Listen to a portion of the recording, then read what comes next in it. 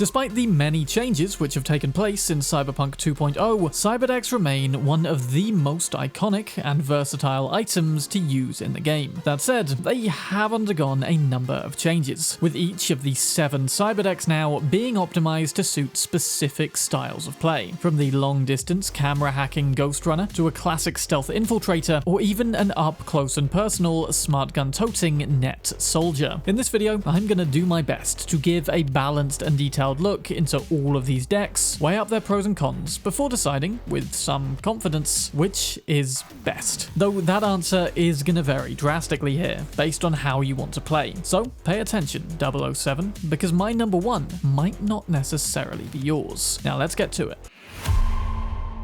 Now, unlike with Sandevistan and Berserk, perks are going to vary a bit more wildly from deck to deck, depending on whether weapon use is encouraged alongside, or how close you'll be to the actual fights. One thing you can rely on across the board though is obviously the intelligence tree, where you'll find several abilities which are going to be utterly crucial with each of these decks. The left node predominantly affects your ability to queue quick hacks onto enemies, hitting each with hack after hack in a variety of creative combinations. For example, queuing up Sonic Shock first will make all subsequent hacks on an enemy untraceable, whereas using Short Circuit and Cyberware Malfunction in tandem now offers a great damage bonus. Again though, optimal quick hack combos vary from deck to deck, which we'll cover as we go. The central node then mostly affects RAM recovery, but what you'll really want to unlock from this tree is overclock mode, temporarily converting your health bar into more RAM so that you can trade health to upload significantly more quick hacks. In fact, partnering this with some health recovery perks and cyberware can essentially result in unlimited hacking for a short time. Additionally, the top tier spillover perk gives a 50% chance for hacks to spread, and really is crucial now if you want hacks aside from contagion to spread to multiple enemies. And for at least one of the decks on this list, it's gonna be an absolute must-have. Smart weapons I'd heavily recommend speccing into as well, as these guns now are designed to work in tandem with hacking, and you'll see a couple of decks offering stat rewards for using this combo. After that, things will start to vary accordingly. Decks which put you in the fight will likely benefit from some toughness body buffs, or being able to quickly maneuver with air dash, whilst playstyles which make you more of a vulnerable glass cannon should be heavily speccing into cool, dealing higher damage with single shot and silenced weapons, and improving general stealthiness and invisibility on the whole. But honestly, there's so many ways you could go with these decks now, your main priority really is just speccing into intelligence. On to cyberware quickly, and frontal cortex will be priority here, increasing our maximum RAM and RAM recovery. Memory boost restores RAM when killing enemies, X-Disk will boost RAM and upload speed, and self-ice will negate one enemy hack every 45 seconds, which is good for stealth decks especially. Equally, those administering AoE attacks like Contagion may benefit more from RAM Upgrade or Camillo RAM Manager, which give a basic underlying RAM recovery boost or occasional instant restoration, respectively. Whilst finally, more assault-based hackers will benefit from the Bioconductor, which now causes quick hacks to deal a massive amount of extra critical damage at the expense of some RAM. Additionally, the monowire now, thanks to the relic tree, can also load a quick hack itself, which is administered via a charged attack. I'd recommend loading up cripple movement during boss fights to continually hold your enemy in place. For Skeleton, it's worth grabbing up RAM Recoup to passively convert incoming damage into more RAM. Then for Kuroshis, the Oracle Optics will highlight everything you need to worry about in combat, i.e. enemies, turrets, cameras, explosives, and traps. Smart Link of course for smart weapons, Blood Pump for healing, and Optical Camo to escape to safer ground if things get out of hand. Something which Reinforced Tendons can seriously help with too, though up close and personal stealth runners could also benefit from going with the Link's Paws. Now it's onto the decks, and my god, were these tough to rank.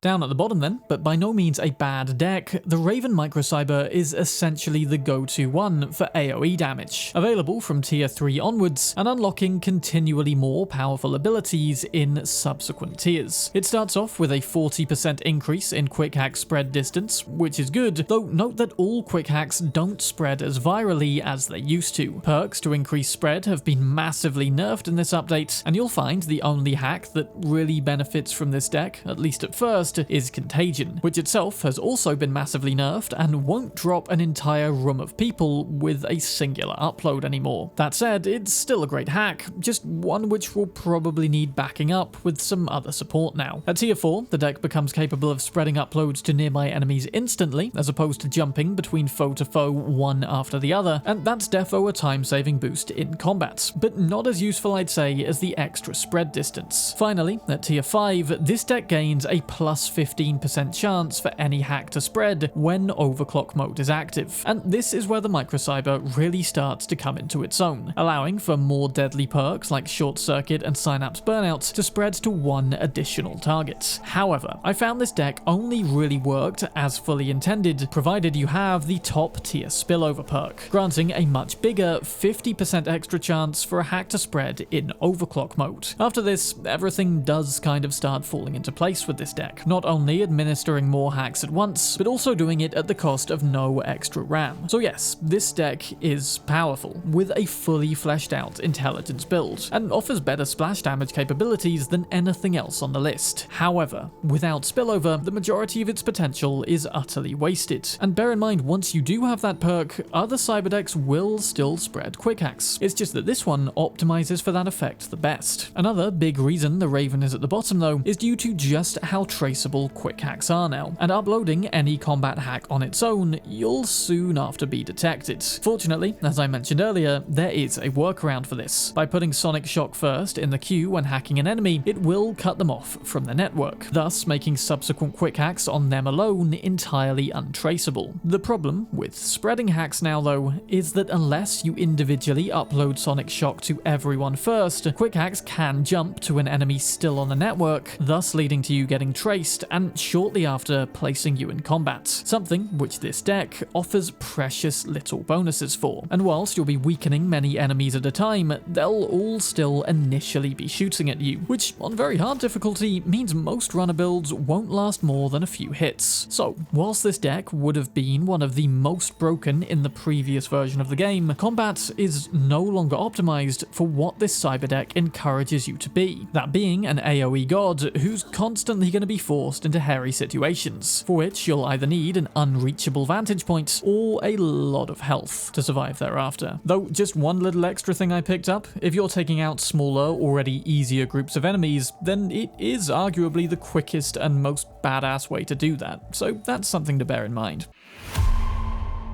We now come to the Tetratronic Rippler. Yep, one of the two best Cyberdecks from 1.6 is now sitting all the way down here, at least by my reckoning. Again though, take the ranking aspect of this video with a fair amount of salt. They're all mostly just optimized for wildly different builds. The Rippler serves as another deck you can get super early, and from tier 2 upwards offers 15% extra weapon damage against enemies affected by non-combat hacks. From tier 3 upwards, combat hacks also get a 40% damage boost when immediately followed by a non-combat hack. Then, tier 4 gives a simple but much appreciated +5 to maximum RAM. And finally, tier 5 offers the effect to upload reboot optics and weapon glitch to all enemies within 8 meters upon activation of overclock mode. Essentially, that's just a super powerful panic and leave combat button, though does serve as a sad reminder that we could impart those effects across an entire network with Breach Protocol before. Alas, this is still highly useful in a pinch. So clearly the Rippler is now optimized to encourage the use of a wide range of quick hacks in tandem alongside weapons. And the tier 3 bonus sounds particularly good, right?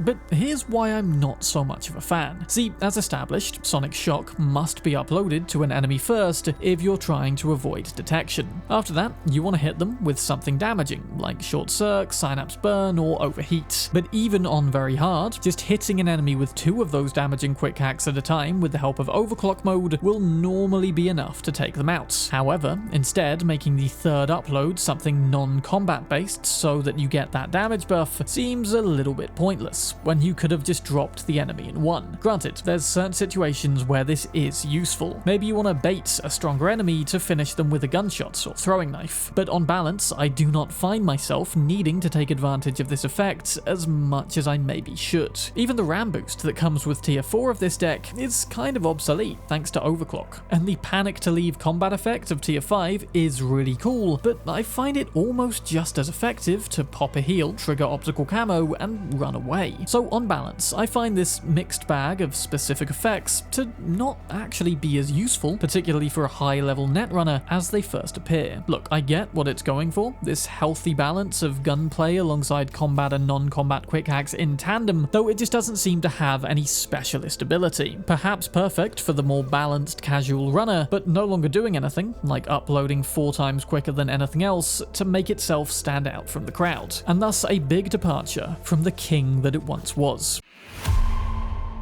Next up then is the Biotech Σ, another combat-oriented deck. This one encourages you to get more up close and personal than any other Cyberdeck on the list, specifically encouraging a mono-wire pairing. It's available from tier 2 and immediately offers a bonus duration to combat quick hacks, though considering 2 of those are an instantaneous effect, that basically means it's just contagion and overheat that are gonna last a bit longer, starting at a 15% increase and increasing to 30 at tier 5. At tier 3, the deck also increases damage over time by 10%, then once we hit tier 4, we get increased damage with the monowire, against enemies affected by damage over time effects, like contagion or overheat, essentially encouraging you to dive into the heat of combat and start swiping everyone with the wire as they're choking and burning. But where this one gets super OP is at tier 5, where activating overclock resets all damage over time effects, i.e. triggering it just before overheat wears off, you'll get that same effect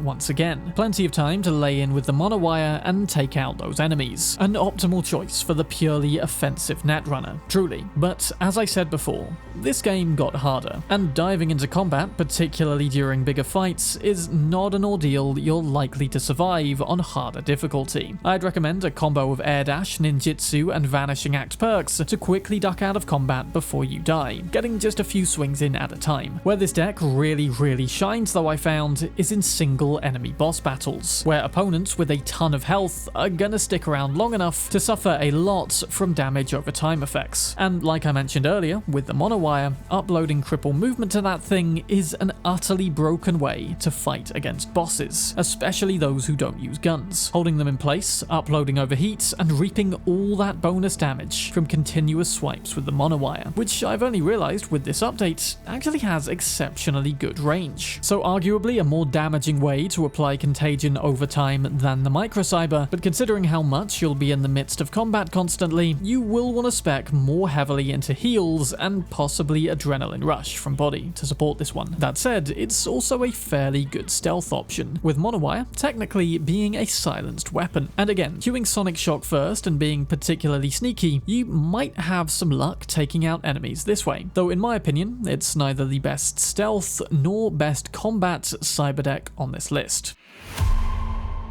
Much like the Rippler, the Netwatch Netdriver is the second king, in my opinion, to get dethroned, transforming itself from a super hacking spreader, i.e. much more powerful version of what is now the Microcyber, turning into the ultimate specialist deck for a faraway camera hacking ghost runner. Now, this one is only available from tier 5 or level 40 upwards, and does serve as a really good Cyberdeck for one particular style of play only, which, if you ask me, is one of the more boring styles, particularly in 2.0 with all the new combat moves. It also costs a slightly more expensive 25 Cyberware to install, for which you get a minus 20% traceability for hacks uploaded through cameras. That's not 20% less likely to be traced at all, by the way, but rather that subsequent hacks, once you're being traced, will increase that detection speed by 20% less. At least I think that's how it works. There's a lot of variables to wrap your head around here. Its more powerful ability, though, is a minus 50% cost to RAM when hacking vehicles and devices.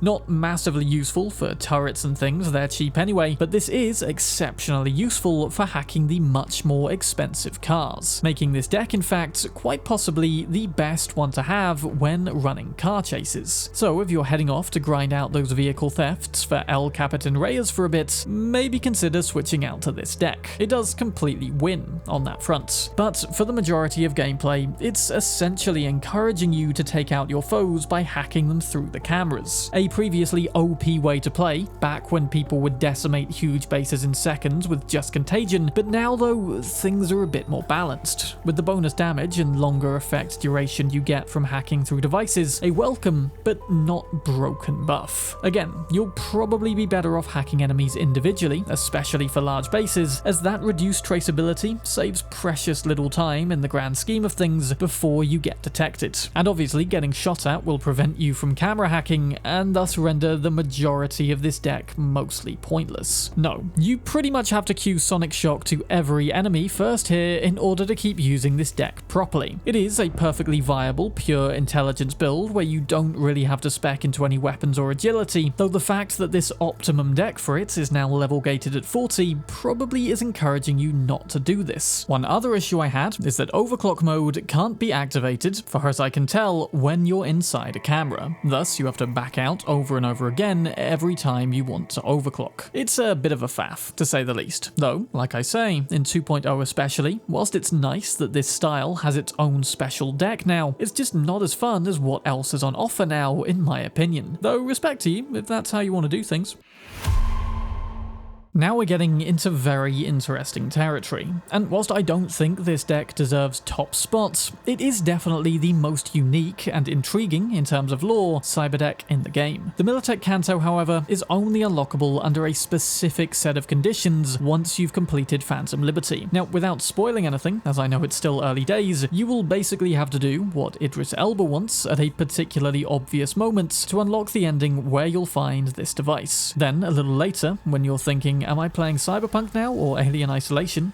You'll get what I mean when you get there. You'll have to enter a specific locked room towards the end of that mission, the code to which is found by reading a terminal in another nearby room. See, you reading all those terminals will come in handy one day. Anyway, pick up the Militech Canto Mark 6, but you won't be able to use it yet. After the main story is over though, then you'll gain the ability to build it. Though bear in mind, it's going to be a choice between this and the Erebus submachine gun, which can also be found earlier on during the Alien Isolation level. Also, bear in mind, by choosing a different Phantom Liberty ending entirely, you'll instead unlock the Quantum Tuner Cyberware, which instantly restores Cyberware cooldown once per combat encounter and is optimal for Sandevistans and Berserks especially. Clearly, the Militech Canto is not the optimal choice out of these for everyone, so what does it do that's so special and makes it deserve to be picked? Well, basically, it offers a unique quick hack called Blackwall Gateway, an exceptionally powerful but highly RAM-intensive demon from beyond the Blackwall, which infects an enemy and literally shuts them down. Bam, insta-kill. Not only this, but it also spreads one at a time to up to 5 opponents within 20 meters of each other, each upload being quicker than the last in the chain, but also costing a lot more RAM. In fact, the only way I could afford to spread this beyond 2 enemies was with a well-timed activation of overclock, though by the time the 5th enemy hit the floor, my health was all but drained, which creates a potential problem, especially when surrounded by lots and lots of foes. No health equals no life, regardless of the helpful carnage inflicted by this evil entity on the side. So you've kind of got to be careful with this one. Exceptionally powerful, yes, but also very dangerous, and a bit more of a faff to get right than just running classic hacks. Additionally, this deck costs the heftiest Cyberware capacity of 33 and only allows you to load 4 more quick hacks at tier 5, half the usual 8. Not that you're going to have much RAM spare to use them anyway if you're taking advantage of Blackwall Gateway. Don't get me wrong, it's an awesome endgame ability, and defo worth using for the intriguing lore alone. I don't want to expand too much on the story, not in this video at least, but imagine running around with another Skippy or Delamain, except this one is evil, like an ancient powerful magic locked away for good reason, but constantly calling out to you, begging to be used. Scary stuff, and no shortage of sacrifices involved in obtaining this power. Is it worth it? Well, that's for you to decide. Clearly, I think the hack alone is cool enough to warrant 3rd place, though the decks above this, in my opinion, are most optimized for the more classic and useful styles of Cyberdeck usage.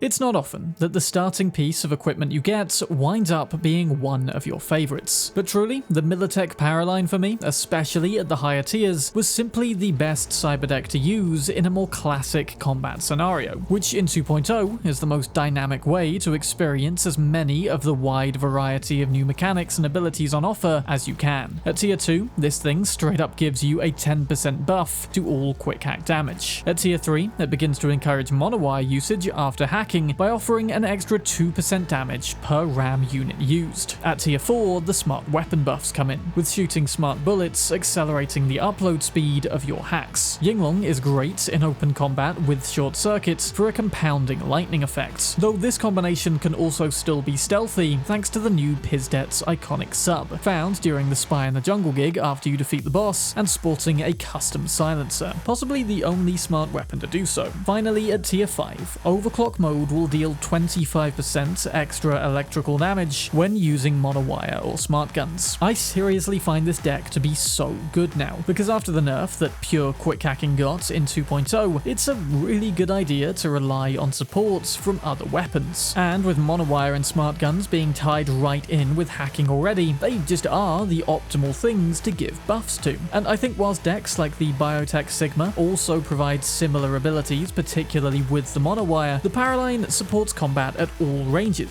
since smart guns allow you to shoot from mid to long range, with the monowire reserved for anyone too close. Sure, it doesn't optimize pure hacking like some of the other decks, but it really doesn't need to. Provided you're spec'd into both the quick hacking trees and have unlocked Qs and overclock, you likely won't notice much difference, whilst you will notice how perfectly smart guns and monowire are at supporting your hacks. And again, if you get overwhelmed in combat, then just use optical camo alongside air dash and move to a more distant vantage point. Max tac is obviously insanely tough on very hard mode, but it was sweating my way through combat with this deck that I got closer to surviving them than ever before. And I think a few more perks and a heals was all I probably needed to actually win here. That or more armor. So definitely not a deck for everyone, but best in supporting a classic bit of everything all-rounder build, which I think many tends to run with, and allows you to experience a wider variety of new features than I think any other deck does.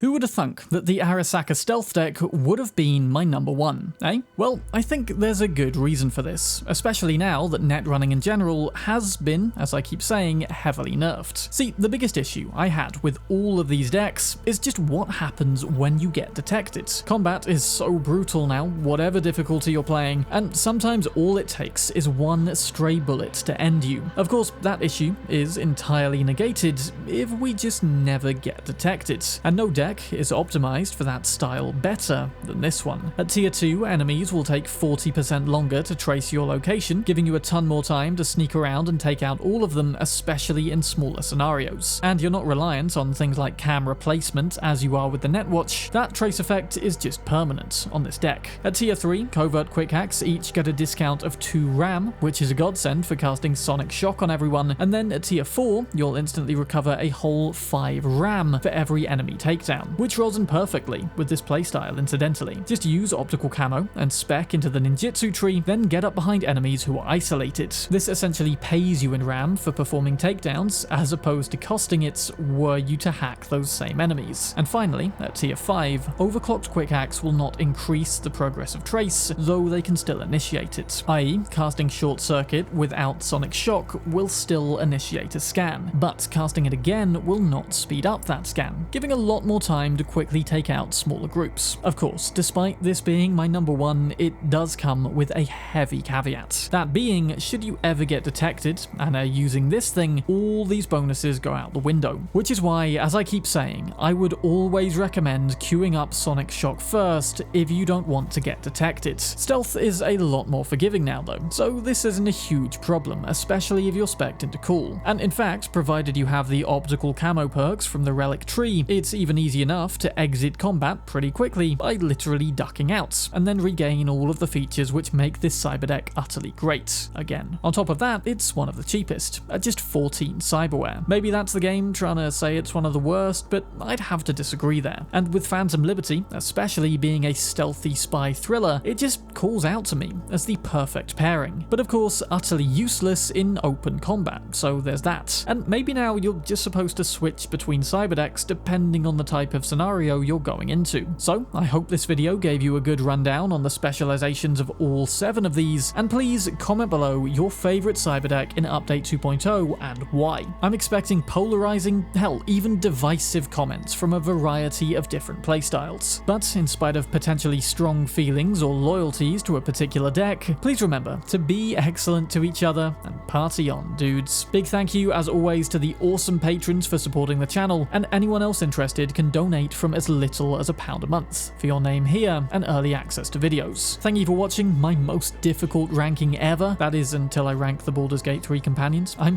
Bram, and I'll see you soon in another video.